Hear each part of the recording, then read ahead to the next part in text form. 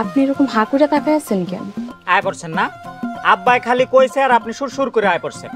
আপনার আব্বাই তো এটাও কইছে মালপত্র আনতে আপনি যা সাহায্য করতে। কই আপনি তো গেলেন না? এই আপনার সাহস তো কম না? হ্যাঁ, আপনি কোন আক্কেলে আমারে কোন আপনার মালপত্র টাইনা লইতে? আমি এখন এই বাড়ির সদস্য, এই সাহসে।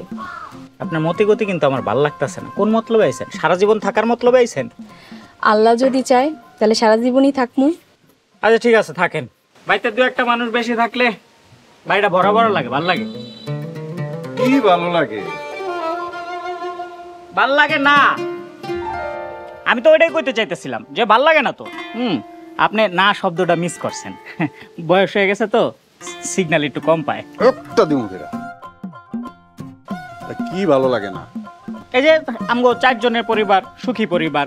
হ্যাঁ, ভালো হোক মন্দ হোক, 2টি সন্তানই যথেষ্ট। এই 2টার মধ্যে আবার একজন আয় ঢুকছে। এই যে রাকিব সাহেব, আমি যে আপনাকে বাড়িতে থাকমু আপনি কিন্তু এটা টেরই পাইবেন না। এবার ভাল লাগছে। ট্রেন না পাইলে ভালোই লাগবে, তবে কথায় বিশ্বাসী না, কর্মে প্রমাণ করতে হইব। বৃক্ষ তোমার নাম কি, ফলে পরিচয়। এই যে ফলদ বৃক্ষের ফলদ, আপনি এত বেল হয়ে গেছে গা, এখনো বাড়িতে কেন? অন্যান্য দিন তো এই সকালবেলা ওইটা কই কই কই কই যান গা, আজকে মতলব কি? ও, এখন বাড়িতে আছে দেখা দোষ না? ঠিক আছে, কালকার থেকে আবার কইেন না যে সারাদিন বাইরে টোটো করে কি করস, একটু তো বাড়িতেও থাকতে পারোস। তা মা, তোমার এই যে মালপত্র নিয়ে আইতে কোনো অসুবিধা হয় নাই তো? না আঙ্কেল, কোনো অসুবিধা হয়নি। রাকিব, আমার লোকে দোকানে লো, আমি হাটে যাবো, মালপত্র কিনতে হইব। আঙ্কেল ব্যাগটা আমার কাছে দিয়ে দেন, আমি নিয়ে যাই।